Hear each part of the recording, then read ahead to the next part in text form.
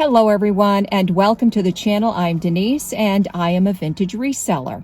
Today I'm going to be talking about a topic that might be a little bit controversial within the thrifting community. I don't hear anybody else talking about it. And this is some of the underhanded things a few thrifters will do to gain an edge. So let's talk about it. Sneaky thrifters and the games they play. Now, I'll admit it, I was pretty naive about this until I started noticing odd things while I was out thrifting. For example, one day as I was filming, I stumbled upon a blouse tucked into a bag, and the bag itself was hidden away in a corner.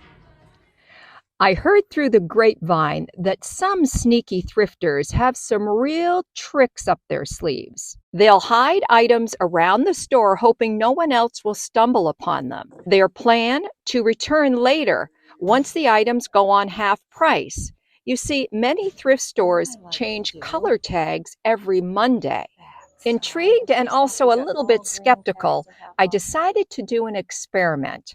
I was going to go into a thrift store, go up all the flights down into the basement, and see if I could find any items that were suspiciously hidden. Let's get the lay of the land. My little experiment is going to take place in a Salvation Army store that in the 1900s was an old Montgomery Ward store. Now, there are three stories in this building and then also a basement. So there are all kinds of places for sneaky thrifters to hide their items. All right, let's head to the basement where the household items are displayed. It didn't take me long to find something hidden. I call this the subtle stash.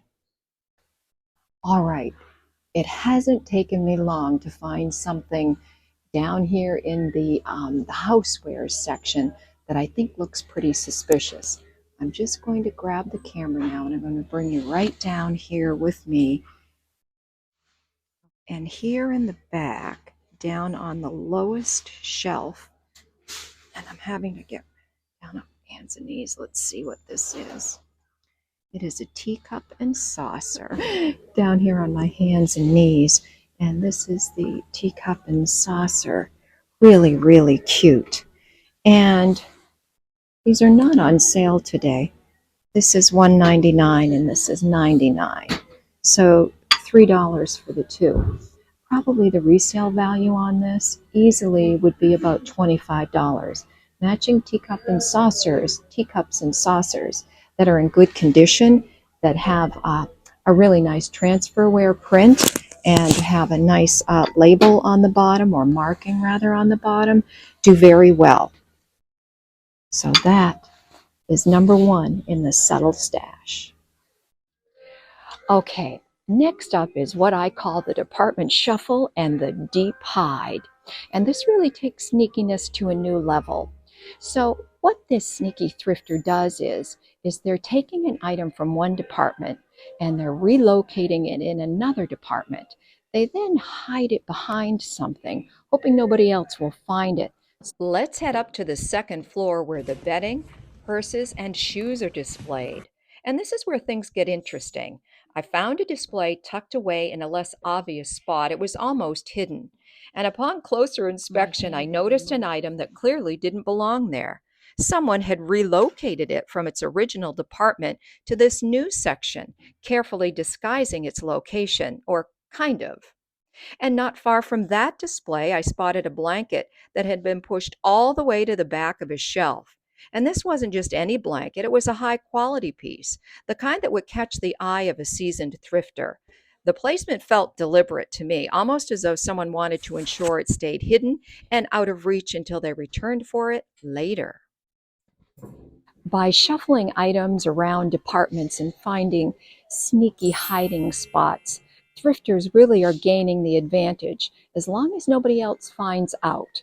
All right, let's go on to my number 3 sneaky way thrifters hide items. And next up is the contextual camouflage. And that happens a lot in the kids department, where people will come in and they'll hide adult clothing in the child's clothing section of the store, as we can see here. Now, the average person who's shopping for kids' clothing will go right over that.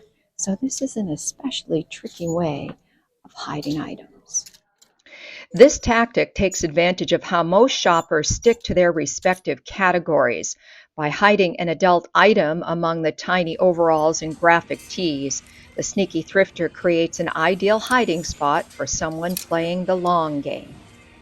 The brilliance of this approach lies in its simplicity. Unlike tucking a small item behind something larger or relocating it to a completely different department, this method relies on blending in. Let's keep exploring to uncover even more of these sneaky tactics. And finally, we're heading up to the third floor and the dresser drawer stash. I'm good. How are you? This is where the furniture is located, and let me tell you, this is a huge space. It's worth noting that not everyone makes it up here. Climbing 3 flights of stairs in a cold, old building isn't exactly appealing, so this floor actually sees fewer visitors. That makes it an ideal spot for someone to hide things without much risk of being discovered. As I wandered through the furniture section, I started thinking about possible hiding spots. Could it be tucked into a rolled up carpet? Maybe wedged behind a bed frame, or perhaps concealed behind a mirror. The possibilities are endless. And then I started to check the dressers. As I opened the drawers one by one, I finally came across something interesting. In the bottom drawer of one dresser, pushed all the way to the back, were 2 books. Both of them had Salvation Army tags on them, so I knew they were part of the store's inventory.